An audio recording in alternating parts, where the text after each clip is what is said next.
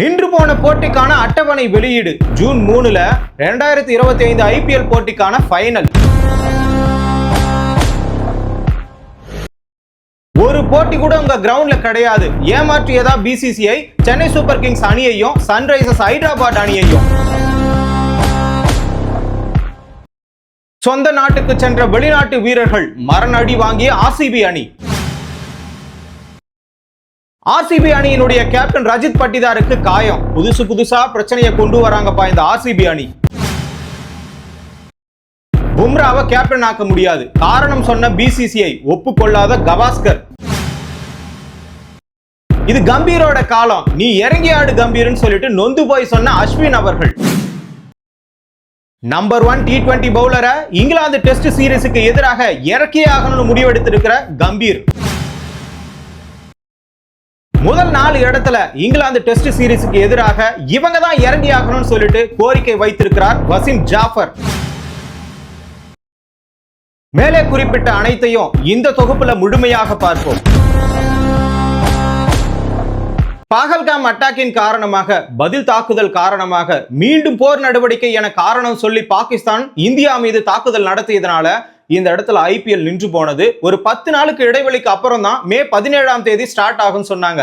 அதுக்கு முன்னாடி மே 25 தான் ஃபைனல் இருந்ததாகவும், ஒரு பக்கம் இப்பொழுது ஜூன் 3 தான் ஃபைனல் நடக்க போகும். இது இடைப்பட்ட காலத்துல இந்த போட்டி அட்டவணைகள்லாம் மாற்றி அமைக்கப்பட்டிருக்கிறது. அதுவும் இல்லாம இந்த போட்டிகள்லாம் தென்னிந்தியாவில் நடத்தப்படும். ஒரு பக்கம் பாகிஸ்தான் மேலும் ட்ரோன் வீசப்பட்டால், ஏன்னா இந்த இடத்துல போர் நிறுத்த ஒப்பந்தம் கையெழுத்திடப்பட்டிருக்கிறது இந்தியாவுக்கும் பாகிஸ்தானுக்கும். அப்படி இருக்கும்போது இவங்க இந்த ஒப்பந்தத்தையும் மீறி பாகிஸ்தான் ட்ரோன் தாக்குதல் நடத்தினால அந்த பார்டர் லைன்ல இருக்கக்கூடிய கிரவுண்ட்ல எல்லாம் ட்ரோன் வீசப்படும். ஆகையான காரணத்தினால தென்னிந்தியாவில் நடத்தினா அது ஈஸியா அமையும், பாதுகாப்பாகவும் இருக்கும். அணி வீரர்களும் எந்த ஒரு சந்தேகமும் இன்றி கிரவுண்ட்ல சிறப்பா செயல்பட முடியும், மக்களும் அமைதியாக அமர முடியும் சொல்லிட்டு ஒரு பக்கம் கருத்து இருந்தாலும், இந்த இடத்துல சிஎஸ்கே அணிக்கும் எஸ்ஆர்எச் அணிக்கும் மிகப்பெரிய ஒரு ஏமாற்றத்தை பிசிசிஐ அளித்திருக்கிறது தான் சொல்ல முடியும்.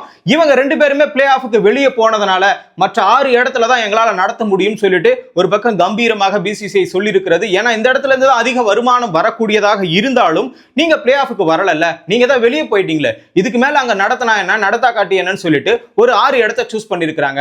ஒன்னு பெங்களூர், இன்னொன்னு ஜெய்ப்பூர், அதுக்கப்புறம் மும்பை, அதுக்கப்புறமா டெல்லி, லக்னோ, இந்த மாதிரி அகமதாபாத், இந்த மாதிரி 6 இடங்கள். ஆனா இந்த இடத்துல கொல்கத்தாவுக்கு பதிலாக ஜெய்ப்பூரை செலக்ட் பண்ணிருக்காங்க. ராஜஸ்தான் கூட தான் பிளே ஆஃப்ல இருந்து வெளியே போயிருச்சு, ஏன் அந்த இடத்துல நடத்தணும்? கொல்கத்தாவில் மே மாசம் மழை பெய்யுற ஒரு காரணத்தினால அதை ஜெய்ப்பூருக்கு மாத்தி அமைச்சிருக்காங்க. இன்னொரு சந்தேகம் என்னன்னா, ஜெய்ப்பூர் பாகிஸ்தானுக்கு பார்டர் பா. அப்படி இருக்கும்போது அந்த கிரவுண்ட்ல ஆல்ரெடி ட்ரோன் தாக்குதல் நடத்தப்பட்டது. மேலும் இப்பொழுது ஒப்பந்தம் கையெழுத்திடப்பட்டாலும் மேலும் இவங்க என்ன பண்ணிருக்காங்கன்னா, ட்ரோனை நாங்க வீசுவோம்னு சொல்லிட்டு ஒரு சில ட்ரோன்களை வீசுகிறார்கள். அப்படி இருக்கும்போது அந்த இடத்துல தாக்குதல் நடந்தா என்ன ஆகும்? இந்த மாதிரி யோசனைகள் விமர்சனங்கள்லாம் இருக்கிற பட்சத்துல இருந்தாலும் ஜெய்ப்பூர்ல தான் நடத்துவோம்னு சொல்லிட்டு ஒத்த கால்ல நிக்கிறாங்க. ஆகையால தான் 7:30 மணிக்கு மே 17 ஆர்சிபி அணிக்கும் கேகேஆருக்கும் போட்டி நடைபெறுகிறது. இந்த போட்டியில ரஜித் பட்டிதார் கலந்து கொள்வாரா என்ற கேள்வி இருக்கிறது. ஏன்னா சிஎஸ்கேக்கு எதிராக ஆர்சிபி விளையாடும் போது ஜெயிச்சுட்டாங்க. இருந்தாலும் ரஜித் பட்டிதாருக்கு காயம் ஏற்பட்ட ஒரு காரணத்தினால அந்த இடத்துல ஜிதேஷ் சர்மா தான் இந்த இடத்துல கேப்டன் வகிப்பார் என்று, இந்த போர்லாம் எதுவுமே நடக்காம இருந்திருந்தா அந்த இடத்துல கேப்டன் அவரா தான் இருந்திருப்பாரு. கண்டிப்பா காயத்துல உட்கார்ந்து இருப்பாரு. ஆனா இந்த இடத்துல இதுவரைக்கும் காயம் நீட்டிக்கொண்டு இருக்கிறதா இல்ல முடிஞ்சு போச்சான்னு தெரியல. இருந்தாலும் அவங்க எந்த ஒரு தகவலுமே கொடுக்கல. ஒரு பக்கம் கேப்டனா யாரை நியமிக்க போறன்னு கூட சொல்லல. அப்படி இருக்கும்போது ரஜித் பட்டிதார் டைரக்டா விளையாடுறதுக்கும் சான்சஸ் இருக்கு கேகேஆருக்கு எதிராக. அதுக்கு போர் நடக்கலன்னா கண்டிப்பா லக்னோ அணிக்கு எதிராக தான் ரஜித் பட்டிதார் விளையாடுறதா இருந்துச்சு. அதுக்கு முன்னாடி ஜிதேஷ் சர்மா மட்டும் தான் கேப்டனா செயல்படுவாருன்னு சொல்லி இருந்தாங்க. அந்த இடத்துல வெளிநாட்டு வீரர்கள் கூட யாருமே இந்த இடத்துல கேப்டனா செயல்பட போறதுல ஜிதேஷ் சர்மா தான் ஒரு இந்திய ஆள் தான் இந்த இடத்துல செயல்படுவாங்கன்னு சொல்லி இருந்தாங்க. அதே மாதிரி ஆர்சிபி அணிக்கு மரணாடின்னு ஏன் தெரியுமா சொல்றோம்? இந்த இடத்துல வெளிநாட்டு வீரர்கள் 20 பேர் இந்த ஐபிஎல்ல ஈடுபட்டிருக்காங்க. அதாவது 20 பேர் ஈடுபட்டிருக்காங்கன்னு சொல்ல முடியாது, நிறைய பேர் ஈடுபட்டிருக்காங்க. ஆனா இப்பொழுது வெளியில போறது யாருன்னு பாத்தீங்கன்னா இந்த 20 வெளிநாட்டு வீரர்கள் தான். அதற்கான காரணம் என்ன தெரியுமா? மே 29 வெஸ்ட் இண்டீஸ்க்கும் இங்கிலாந்துக்கும் 3 ஓடிஐ தொடர் இருக்கிறது. அதே மாதிரி ஜூன் 11 ஒரு பக்கம் உலக டெஸ்ட் வேர்ல்டு டெஸ்ட் சாம்பியன்ஷிப் இருக்கிறது ஆஸ்திரேலியாவுக்கும் சவுத் ஆப்பிரிக்காவுக்கும். இப்படி இருக்கக்கூடிய நிலைமையில 4 அணிகளை சேர்ந்த 20 வீரர்கள் இங்கிருந்து கிளம்பக்கூடிய ஒரு சூழல். அதுவும் இல்லாம போர் நிறுத்தம் காரணமாக எல்லாருமே திரும்ப வர சொன்னாங்க. ஆனா வரக்கூடிய ஒரு சூழல் அவங்களுக்கு அமையல. ஏன்பா ஜூன் 11 தானே நடக்க போகுது, ஜூன் 3 இந்த இடத்துல ஃபைனல் முடிஞ்சு போயிடுமே, அப்போ விளையாடிட்டு போலாமே நீங்க சொல்லலாம். ஆனா 2 வார பயிற்சிகள் வந்து உலக டெஸ்ட் வேர்ல்டு சாம்பியன்ஷிப்காக நடக்கும். அது லண்டன்ல நடக்கிற ஒரு காரணத்தினால அந்த இடத்துல பயிற்சி மேற்கொள்வதற்காக இரு நாட்டு வீரர்கள் எல்லாருமே அந்த இடத்துல கூப்பிடுவாங்க. அந்த வகையில பார்க்கும் பொழுது ஆர்சிபி அணியிலிருந்து 6 வீரர்கள் கழண்டி போறாங்க. அங்க விளையாடுறதே மொத்தமே வெளிநாட்டு வீரர்கள் தானே. ஒரு பக்கம் சால்ட் விளையாடுறாரு, ஜேக்கப் பெத்தல் விளையாடுறாரு, லிவிங்ஸ்டன் விளையாடுறாரு, ஷெப்பர்ட் விளையாடுறாரு. அவரு ஒரு வெஸ்ட் இண்டீஸ் வீரர். மே 29ஆம் தேதி வெஸ்ட் இண்டீஸ்க்கும் இங்கிலாந்துக்கும் ஒரு போட்டி இருக்குது. அதனால சால்ட்டும் பெத்தலும் அதுக்கப்புறமா வந்து ஷெப்பர்ட் இவங்க எல்லாம் கிளம்பி போயிடுவாங்க. அதே மாதிரி இங்கடியும் இன்னொரு பக்கம் ஹேசல்வுட் இவங்க ஆஸ்திரேலியாவை சேர்ந்தவங்க, ஒருத்தர் சவுத் ஆப்பிரிக்கா சேர்ந்தவங்க, ரெண்டு பேருமே அகைன்ஸ்டா விளையாட போறவங்க, அவங்களும் கிளம்பி போயிடுவாங்க. ஒரு பக்கம் மும்பைல ரிக்கல்டன் கிளம்பி போயிடுவாரு, இன்னொரு பக்கம் ஸ்டப்ஸும் ஸ்டார்க்கும் வந்து பாத்தீங்கன்னா இந்த உலக டெஸ்ட் வேர்ல்டு சாம்பியன்ஷிப்காக டெல்லியில இருந்து இவங்க கிளம்பி போறாங்க. பஞ்சாப்ல இருந்து யார் கிளம்பி போறாங்கன்னா ஸ்டோனிஸ் ஒரு பக்கம், அவர் நான் வரவே மாட்டேன், அவர் டெஸ்ட்ல இல்ல, இருந்தாலும் நான் போயிட்டு திரும்ப உங்க நாட்டுக்கு வர மாட்டேன்னு சொல்லிட்டு அவர் அப்படியே நின்று போயிட்டாரு. இன்னொரு பக்கம் ஜான்சன் சவுத் ஆப்பிரிக்காவை சேர்ந்தவர், அவரும் கிளம்பி போறாரு. இப்படி இருக்கக்கூடிய சூழ்நிலை இன்னும் பல அணிகள்ல நிறைய வீரர்கள் வந்து இங்கிருந்து கிளம்பி போறதுனால ஐபிஎல்ல ஒரு பக்கம் மந்தமாக இருக்கக்கூடிய சூழல், அதுவும் இல்லாம உட்கார்ந்து இருக்கக்கூடிய பிளேயர்களுக்கு எல்லாருக்குமே இந்த இடத்துல வாய்ப்பு தரக்கூடிய சூழல் இருக்கிறது. அதே மாதிரி ஆர்சிபி அணிக்கு இந்த இடத்துல பிளே ஆஃப் போறதுக்கான வாய்ப்பு பிரகாசமாக இருக்கக்கூடிய தருணத்தில் 6 வெளிநாட்டு வீரர்கள் இல்லாத காரணத்தினால அந்த அணி கோப்பை வெல்லுமா என்ற ஒரு சந்தேகம் எழுந்திருக்கிறது. பிளே ஆஃப்க்கு போகுமான்ற இன்னொரு சந்தேகமும் இருக்கிறது. ஏன்னா அனுபவமும் கிடையாது. ஒரு பக்கம் பில் சால்ட், ஹேசல்வுட் வேற காயம், கணுக்கால் காயம், அவர் போயிட்டாரு. இன்னொரு பக்கம் டெஸ்ட் சாம்பியன்ஷிப் நடக்குதுப்பா, நான் அந்த இடத்துல போகணும்னு சொல்லிட்டு அவரும் போயிட்டாரு. இங்கிலாந்து சார்ந்தவங்க எல்லாருமே அவங்களும் கிளம்பி போயிட்டாங்க. சால்ட் போயிட்டாரு, ஷெப்பர்ட் வெஸ்ட் இண்டீஸ் பிளேயர் அவரும் போயிட்டாரு. இப்படி இருக்கக்கூடிய சூழ்நிலை மிகப்பெரிய ஒரு தடுமாற்றம் ஆர்சிபி அணிக்கு மட்டும்தான். அடி மேல அடி விழுந்து கொண்டே இருக்கிறது. இந்த வாட்டி கப் அடிக்கிற ஒரு சூழ்நிலை, போர் வேற வந்துருச்சு, இந்த வாட்டி கப் அடிக்க முடியாதுன்னு எல்லாருமே கிண்டல் பண்ணாங்க, மீம்ஸ் மூலமா கிரியேட் பண்ணாங்க. இருந்தாலும் இந்த இடத்துல 10 நாள் கழிச்சு மே 17ஆம் தேதி ஆர்சிபிக்கும் கேகேஆருக்கும் மேட்ச் நடைபெறும் சொல்லிட்டு ஒரு அறிக்கை கொடுத்துட்டாங்க. அப்படி இருக்கிற ஒரு கட்டத்திலையும் மேலும் ஒரு பிரச்சனை வந்து ஆர்சிபி அணி மட்டும் இல்ல மொத்த அணியுமே தான் துருத்துது. ஆனா ஆர்சிபி அணி 6 வீரர்கள் இருக்கிறாங்களே, அவங்க எல்லாருமே விளையாடுறாங்களே, அதான பிரச்சனை. அப்படி இருக்கும்போது ஆர்சிபி அணிக்கு இது மரண அடிதான். ஆனா எஸ்ஆர்எச் அணிலையும் சிஎஸ்கே அணிலிருந்து எந்த வெளிநாட்டு வீரர்கள் சென்றாலும் இங்க பிரச்சனை கிடையாது. டிராவிஸ் ஹெட்டா இருக்கட்டும், பேட் கமின்ஸா இருக்கட்டும், ஒரு பக்கம் ஓவர்டனா இருக்கட்டும், யார் போனாலும் அவங்களுக்கு பிரச்சனை கிடையாது. ஏன்னா பிளே ஆஃப் விட்டு வெளியே போயிட்டாங்க. அவங்க சிறந்த வீரர்களை கட்டமைக்கத்தான் இந்த இடத்துல விளையாடி கொண்டிருக்கிறார்களே தவிர அவங்க பிளே ஆஃப் போறதுக்காகவோ கப் அடிக்கிறதுக்காகவோ கண்டிப்பா விளையாடல. அந்த வகையில பார்க்கும் பொழுது ராஜஸ்தானும் வெளியே போயாச்சு.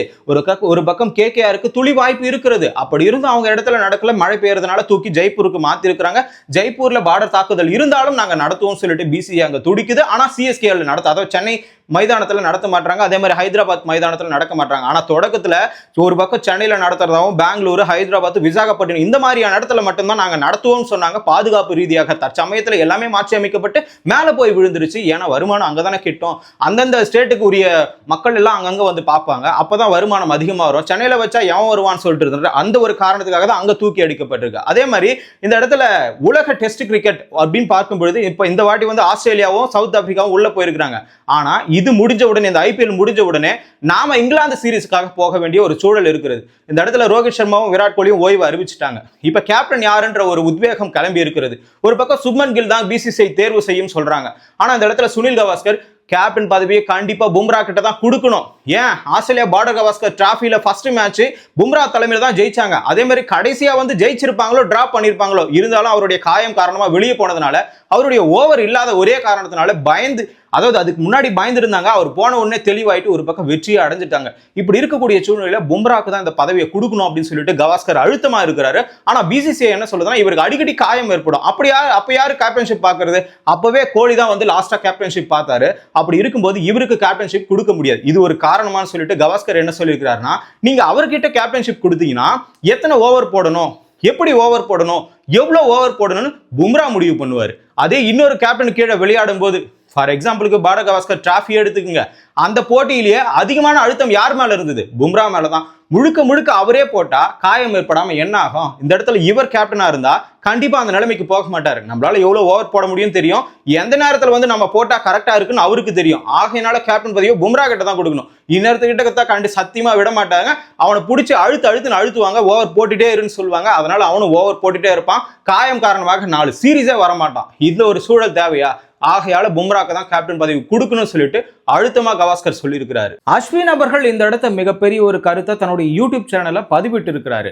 ஆஸ்திரேலியா தொடர்ல பார்டர் கவாஸ்கர் டிராஃபியின் பொழுது இவரை விட திறமசாலிகள் நிறைய இருக்கிறதுனால தன்னுடைய பர்ஃபார்மன்ஸ் இந்த இடத்துல குறைஞ்சு போனதாகவும் தான் கிட்ட அந்த திறமை மங்கி போனதாகவும் ஒப்புக்கொண்டு ஒரு பக்கம் அந்த இடத்துல இருந்து ரிட்டையர்மெண்ட்டை கொடுத்திருக்கிறாரு. அவர்கிட்ட திறமை குறைஞ்சு போனதை விட இவரை விட திறமையானவர்கள் அந்த இடத்துல ஒரு பக்கம் நம்ம தமிழகத்திலிருந்தே வந்ததுனாலதான் கம்பீரும் அதை புரிஞ்சுக்காம ஒரு பக்கம் மாற்றி ஆளை இறக்கறதுனாலதான் இவர் இறக்கவே இல்லை. இருந்தாலும் இவர் ஓய்வு அறிவிச்சிட்டாரு.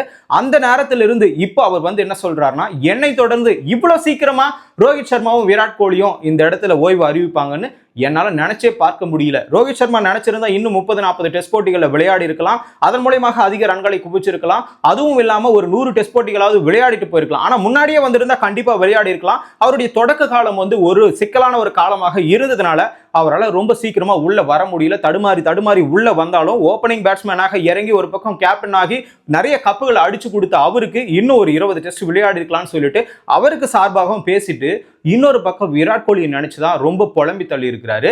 இந்த இடத்துல அவருடைய முடிவு அந்த ஓய்வு முடிவு சரியானதான்ற ஒரு கொஸ்டின் இருக்கிறது. எல்லாருக்குமே இருக்குது. கோலிக்கு மட்டும் இல்ல, மொத்த இந்தியாவுக்குமே இருக்குது.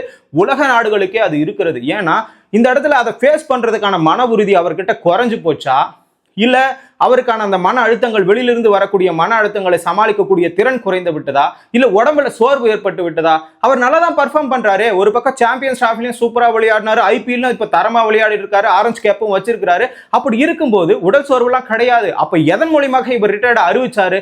அந்த ஒரு கொஸ்டின் எல்லாருக்குமே இருக்குது. இங்க நிறைய விமர்சனம் பிசிசிஐ சைடும் இருந்து எல்லாருமே விமர்சனம் கொட்டிக்கிட்டே இருக்கிறாங்க. பிசிசிஐ தான் இதுல முழுக்க காரணம், அதுலயும் கம்பீரினுடைய கட்டுப்பாடு தான் இதற்கு காரணம். டெஸ்ட் விளையாடணும், ரஞ்சி விளையாடணும், குடும்பத்தோட ஸ்பெண்ட் பண்ண முடியாது. குடும்பத்தோட ஸ்பெண்ட் பண்ணலனா 36 வயசுல ஒரு மனுஷன் இவ்வளோ வாங்கி கொடுத்துட்டான். அந்த ஆள் நினைச்சாலே ஒரு பக்கம் இந்திய டெஸ்ட் அணி அவமானத்துல இருந்து மீட்டவனே கோலி தான். அப்படி அவமானத்துல இருந்து மீட்டவனுக்கே ஒரு அவமானம் என்றால் பொறுத்து கொள்வானா? இந்த இடத்துல 2 சீரீஸ்ல நீங்க ஒழுங்கா விளையாடலாம், வெளியில உட்கார வைப்பீங்கன்னு சொன்னா அந்த ஆள் பொறுத்து கொள்வானா? அப்படி இருக்கும்போது ஓய்வு தான் அறிவிப்பாங்க. அந்த வகையில தான் கோலி அவர்களும் ஓய்வு அறிவிச்சிருக்கிறாரு. இப்போ இது கம்பீரனுடைய காலம் தொடங்கி விட்டதுன்னு சொல்லிட்டு அஸ்வின் அவர்கள் சொல்லியிருக்கிறாரு. இளமை இந்த நபர்கள் எல்லாரும் இங்க போராடினாலும் தோற்றாலும் அந்த இடத்துல ஒரு வலிமையான நபர்கள் உருவாவார்கள். ஒரு சச்சின் போன உடனே கோலி உருவான மாதிரி கோலி போன உடனே இன்னொரு நபர் உருவாவார். அது சாய் சுதர்சனா கூட இருக்கலாம் சொல்ற ஒரு பதிலும் இருக்கிறது. இந்த இடத்துல வசீம் ஜாஃபர்னு சொல்லக்கூடிய முன்னாள் இந்திய கிரிக்கெட் வீரர் என்ன சொல்லியிருக்கிறாருன்னா, இங்க 4 பிளேஸ்ல இவங்க தான்ப்பா இறங்கணும், வேற யாரும் இறங்க கூடாது. இங்க ரோஹித் சர்மாவும் இல்ல, விராட் கோலி இல்ல. விராட் கோலி இடத்த பூர்த்தி செய்யணும். முன்னாடி சச்சினோட 4th பிளேஸ் தான் விராட் கோலி பூர்த்தி செஞ்சாரு. இப்போ அந்த இடத்துல யாரை இறக்கணும்னா கில்ல தான் இறக்கணும்னு சொல்லி இருக்கிறாரு. ஆனா ராகுல், அதாவது KL ராகுல் இறக்கலாம், ஸ்ரேயஸ் ஐயரும் இறக்கலாம்னு சொல்லிட்டு இன்னொரு பதிலும் இருக்கிறது. ஆனா KL ராகுல் ஓப்பனிங் இறக்கணும். பாரகவாஸ்கர் டிராஃபில வெளிநாட்டு மண்ணிலே சூப்பரா கலக்கினவர் தான் இந்த KL ராகுல். ஆனா கில் அவர்கள் வெளிநாட்டு மண்ணில் சிறப்பா விளையாட மாட்டாரு. ஏசியா கேம்ல தான் பயங்கரமா விளையாடுவாரு. அப்படி இருக்கும்போது ராகுல தான் ஓப்பனிங் இறக்கணும், ஜெய்ஸ்வாலை கூட இறக்கணும்.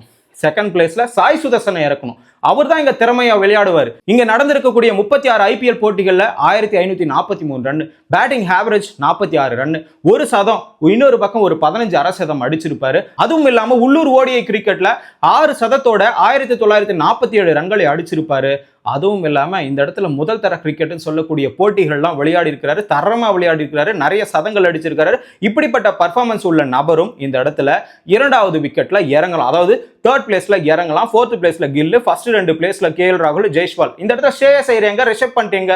ஸ்ரேயஸ் ஐயரும் இறங்கலாம், அவருக்கான வாய்ப்பும் இந்த இடத்துல இருக்கும். அவர் மிகப்பெரிய ஒரு லெஜெண்டரி கிரிக்கெட்டர். ஏன்னு கேட்டீங்கன்னா விராட் கோலிக்கு ஈக்குவலா, KL ராகுலுக்கு ஈக்குவலா ஒரு எக்ஸ்பீரியன்ஸான ஒரு பிளேயர் ஸ்ரேயஸ் ஐயர் தான். அவரையும் இந்த இடத்துல இறக்கலாம் சொல்லிட்டு இந்த வசீம் ஜாஃபர் சொல்லியிருக்கிறாரு. அந்த வகையில பார்க்கும்பொழுது முதல் 4 பிளேஸ்ல பிசிசிஐயே யாரை சூஸ் பண்ண போதுன்னு தெரியல. அதுவும் இல்லாம ஹர்ஷித் சிங் வேற நம்பர் 1 ஒரு பவுலர், அவரையும் உள்ள இறக்கணும்னு சொல்லிட்டு கௌதம் கம்பீர் அவர்கள் முடிவு பண்ணியிருக்கிறாரு. பிரசித் கிருஷ்ணா, சிராஜ், ஷமி இவங்களோட சேர்த்து இன்னொரு பவுலரையும் நம்ம இறக்கினா மட்டும்தான் முடியும். அதுவும் இல்லாம இவர் ஒரே ஒரு 9 ஓடிஐ போட்டிக்கு தான் விளையாடி இருக்கிறாரு. அதன் மூலமா 14 விக்கெட் எடுத்திருப்பாரு. 63 T20 விளையாடி 99 விக்கெட்டுகளை எடுத்திருக்கிறார். முதல் தர டெஸ்ட் போட்டிகள் 21 விளையாடி 66 விக்கெட்டுகளை எடுத்திருக்கிறார். இந்த இடத்துல நிறைய ஒரு ஜாம்பவான்களை உள்ள எடுக்கிறதுக்கு பதிலா T20 இருக்கக்கூடிய முதல் தர பவுலரை, அவர் தான் நம்பர் 1 பவுலர், அப்படி இருக்கும்போது அவனை எடுத்துட்டு வந்தா கரெக்டா இருக்குன்னு சொல்லிட்டு கம்பீர் அவர்கள் ஒரு முடிவு பண்ணியிருக்கிறாரு. அந்த வகையில அவருடைய முடிவுகள், அதாவது ரோஹித் சர்மா விராட் கோலி ஓய்வை அடித்து அதுக்கு முன்னாடியே நியூசிலாந்து கிட்ட தோல்வி, ஸ்ரீலங்கா கிட்ட ஓடிஐ சீரிஸ் தோல்வி, ஒரு பக்கம் ஆஸ்திரேலியா கிட்ட பாரகவாஸ்கர் டிராஃபி தோல்வி, இப்படி எல்லாமே தோல்வி தான். இது எல்லாமே கம்பீருக்கு தான் பாதகமா இருக்கணும். ஆனா உள்ள இருக்கிற பிளேயர்களுக்கும் பாதகமாக ஆனது இங்க மட்டும்தான். ஆனா அதுக்கான அழுத்தத்தை கொடுத்ததே கம்பீர் தான். இப்ப இவங்களால தூக்கிட்டு போய் கம்பீர் அவர்கள் ஜெயிக்கிறாரான்னு சொல்லிட்டு பொறுத்திருந்து பார்ப்போம். இனி உங்களுக்கு கிரிக்கெட் பற்றிய அப்டேட்டுகள் தெரியணும்னா தமிழரசன் பார்வையாளர் சேனலை சப்ஸ்கிரைப் பண்ணிக்கோங்க.